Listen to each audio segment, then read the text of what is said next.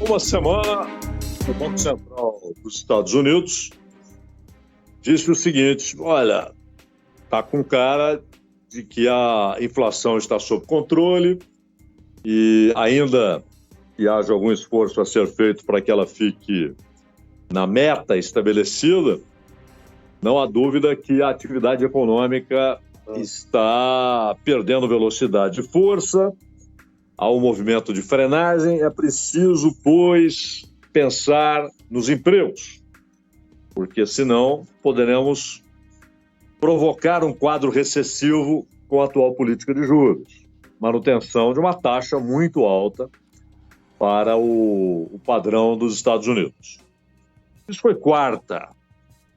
2 dias depois, veio a confirmação dessa expectativa da Reserva Federal, do Banco Central lá dos Estados Unidos. Então, divulgaram as vagas não agrícolas, até porque o mercado de trabalho agrícola nos Estados Unidos, ele é essencialmente sazonal, não é? O emprego fixo é uma raridade, é um número muito menor. Claro que há administradores, etc. Alguns tipos de produção exigem a presença permanente, mas basicamente a grande massa de trabalhadores é contratada ou para plantio ou para colheita, e cada vez com mais máquinas sendo utilizadas. É uma agricultura, assim como a brasileira, né, que utiliza cada vez mais máquinas, cada vez mais tecnologia e, portanto, emprega menos gente. Então, esse levantamento, para que tenha de fato impacto e para que sirva como uma visão mais acurada do que está acontecendo no mercado de trabalho e, portanto, na produção, na economia, no consumo, não são consideradas as vagas agrícolas. Tudo isso mês de julho, e somente 144 mil vagas foram abertas no mês de julho, considerando indústria, comércio, setor de serviços. A expectativa era de pelo menos 175 mil vagas. 114 mil, a diferença é muito grande. O setor privado abriu 97 mil postos de trabalho. O setor privado é a segunda menor desde dezembro de 2020. E com isso, a taxa de desemprego, que era de 4,1, foi para 4,3. E esses números do mercado de trabalho, eles aconteceram depois do anúncio do Banco Central de manutenção da taxa de juros. Resultado, esperava-se que o Banco Central, inclusive, anunciasse uma reunião de emergência para reduzir a taxa de juros. Isso não aconteceu, provavelmente não irá acontecer. É uma taxa que está entre 5,25 e 5,50. É o maior patamar em 21 anos. Então é uma taxa muito alta para o padrão dos Estados Unidos. O que aconteceu depois, quando naquela segunda-feira nós tivemos desvalorizações gigantescas nas bolsas de valores, etc., como consequência desse anúncio sobre o mercado de trabalho nos Estados Unidos na sexta-feira?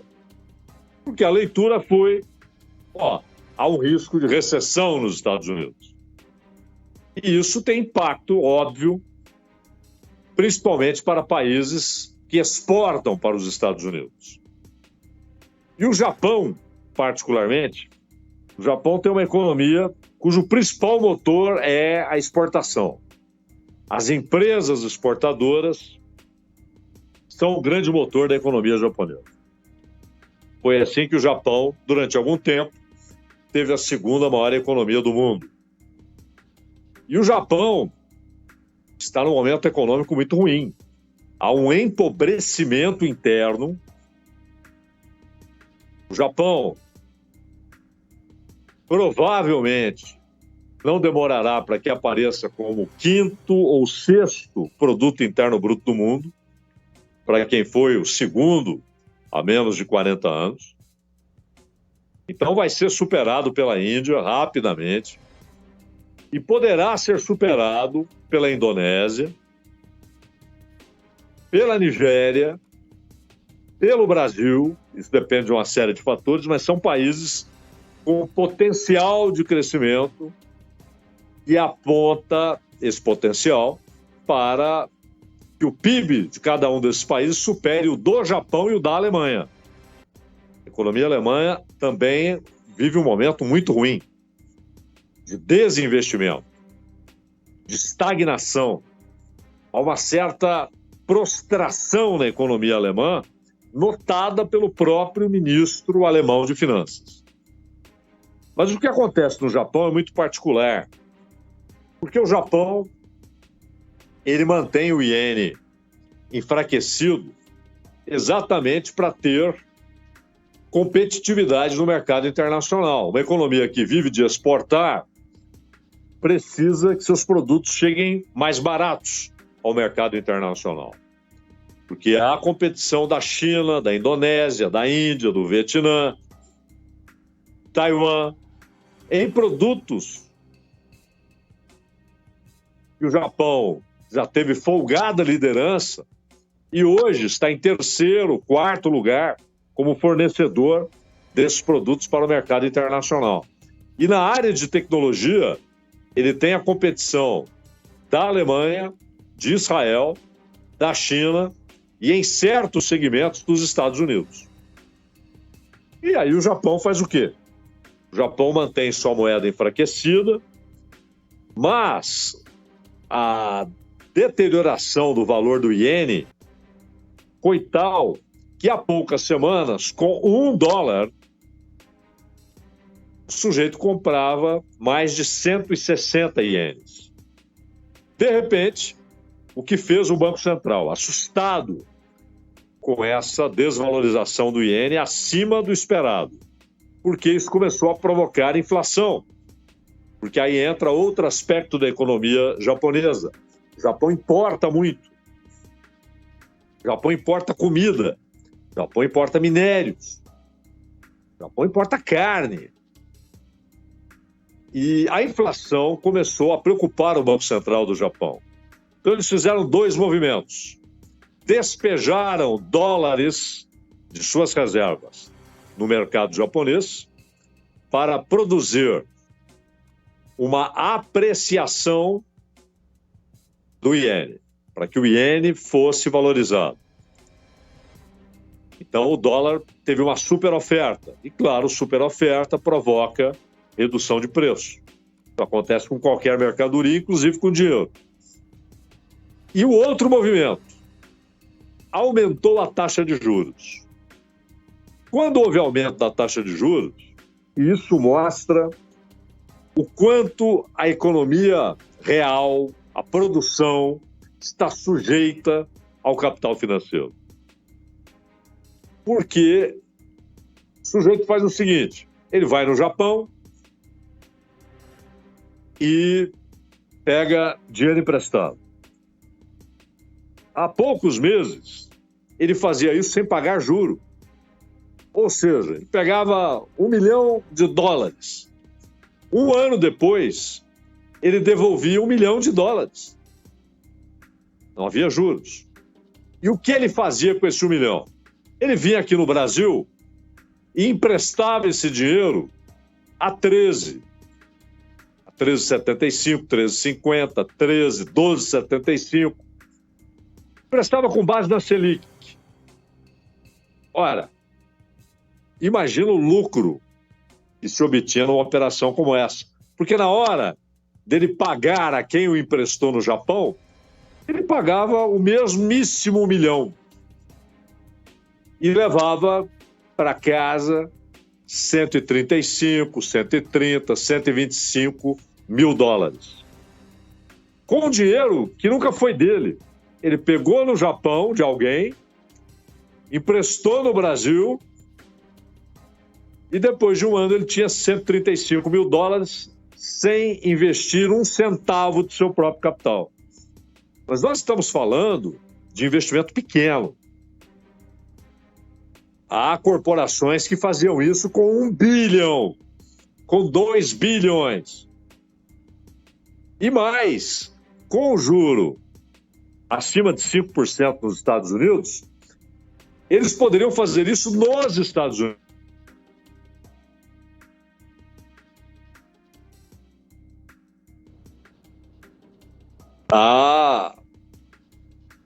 Mais de 5%, conseguindo emprestar a mais de 5% e pagando zero. Quando o Banco Central do Japão aumentou a taxa de juros, muita gente que fazia esse movimento se assustou.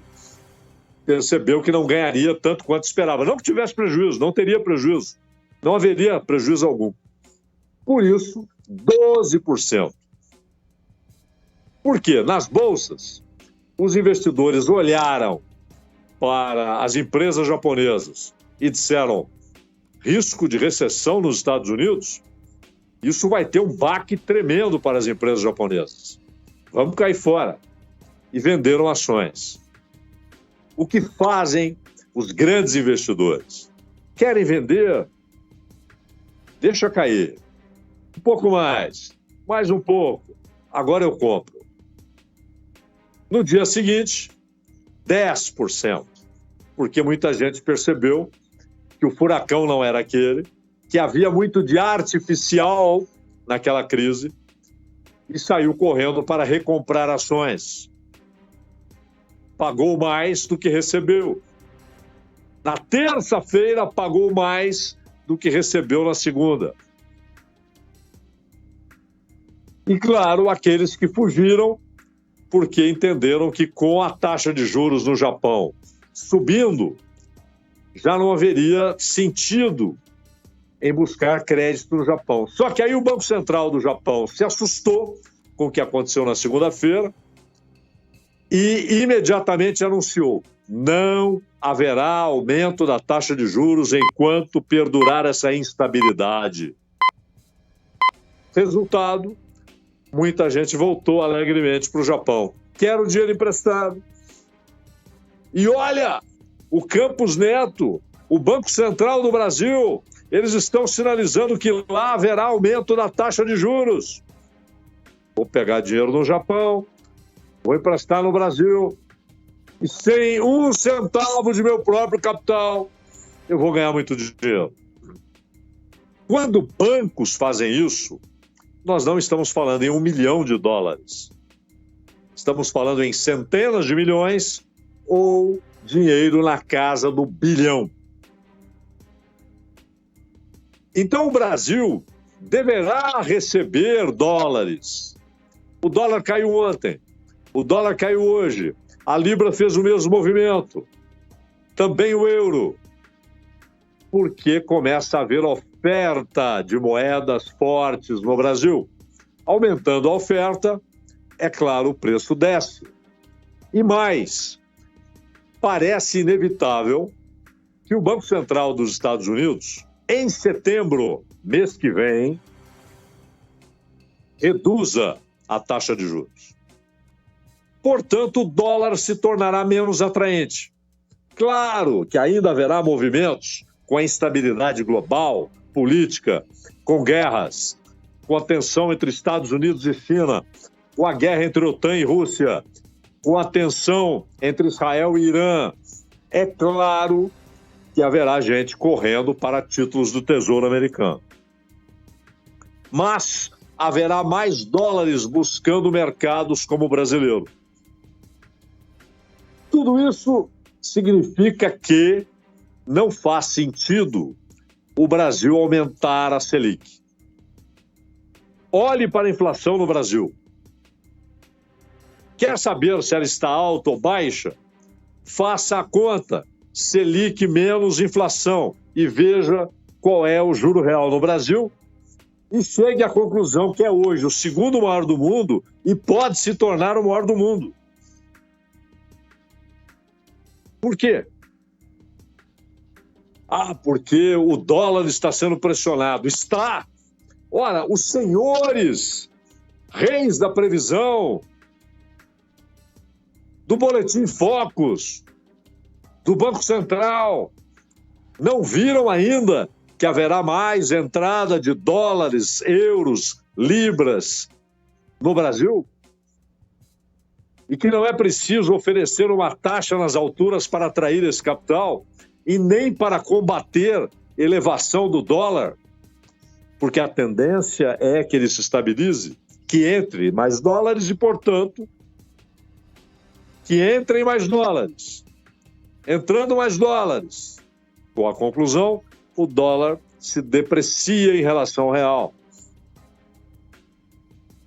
Isso é A mais B, eles sabem disso. Mas, globalmente, essas crises são cíclicas. O que aconteceu em 2008? Percebeu-se, em larga escala, que havia muito mais dinheiro circulando do que riqueza material produzida. Qual é o PIB do mundo hoje? Hoje, 2024. Bom, de acordo com o FMI, está na casa de 109 trilhões de dólares. O cálculo da ONU é um pouco menor, 100 trilhões. E o Banco Mundial trabalha ali numa faixa intermediária, 104 trilhões. Quanto de dinheiro, e aqui dinheiro não é só papel moeda, não é só papel, não é só moeda, não são apenas as aplicações mais as moedas, não é só CDB, título, todo o dinheiro registrado pelos países é muito maior do que o PIB global. Isso sem considerar mercado paralelo e ilegal de armas, mercado de drogas ilícitas, sem considerar tudo isso, e até operações de corrupção, com moedas virtuais ou não, até porque hoje as moedas oficiais, em larga medida, se tornaram também virtuais. Isso não está computado. Tem gente que calcula que talvez 800 trilhões pode ser um exagero. Se ficarmos na circulação só de papel moeda, estamos falando de 128 trilhões, mais do que o PIB global. Se considerarmos CDBs, títulos, papéis vários, no mundo inteiro, mercado de ouro, mercado de cobre e o mercado não contabilizado, que não paga impostos, porque são mercados que atuam com operações criminosas, são empresas que operam com venda de drogas ilícitas, com venda de armas em mercado paralelo, inclusive governos, hein? Que vendem armas oficialmente, mas vendem também com triangulações. Há muito mais dinheiro circulando do que riqueza produzida. Isso significa o domínio do capital financeiro sobre a produção. E mais, o capital financeiro avança sobre setores produtivos, não como principal atividade, mas como investimento secundário. Falando em secundário, há também o mercado futuro. Por exemplo, o Ronald Gimenez decide comprar um papel que vale 100 toneladas de soja. Esse papel será resgatado daqui a 4 anos. Ele comprou uma soja que nem foi plantada ainda. Talvez a terra nem tenha sido preparada. Longe disso. Haverá outras safras antes daquela que o Ronald comprou. Ele não precisa pisar numa lavoura de soja. Ele não precisa saber qual cultivar utilizado, qual o sistema de irrigação. Não tem nada a ver com soja, é papel. Mas é mercado de soja. E aí o sujeito tenta projetar se a soja estará mais cara ou mais barata daqui a 4 anos. Só que são grandes corporações que fazem esses movimentos. E elas procuram, inclusive, determinar qual será o valor de uma commodity, ou seja, de um produto de exportação, de soja, de petróleo, de aço, de cobre, de metais vários, das riquezas subterrâneas da África. Tentam determinar qual será o valor daqui 3 anos, daqui 4 anos, daqui 5 anos. E isso movimenta uma riqueza nominal em papel que não condiz com a riqueza real, com a riqueza material que a humanidade produz. Então essas crises são planejadas. Primeiro, elas lançam fora competidores médios, pequenos e até alguns grandes, e fazem com que o oligopólio se torne a norma. Em alguns casos, nem é oligopólio, é monopólio. Controle total. Inclusive no setor de tecnologia. 7 grandes da tecnologia tomaram um tombo. Mas não tem concorrência. Estamos falando de quê? Não é só Google, não é só Microsoft, mas essas empresas gigantescas, na verdade, elas têm hoje um tamanho tal e um domínio tal, porque uma delas, por exemplo, que aliás nem é muito falada, que é a NVIDIA.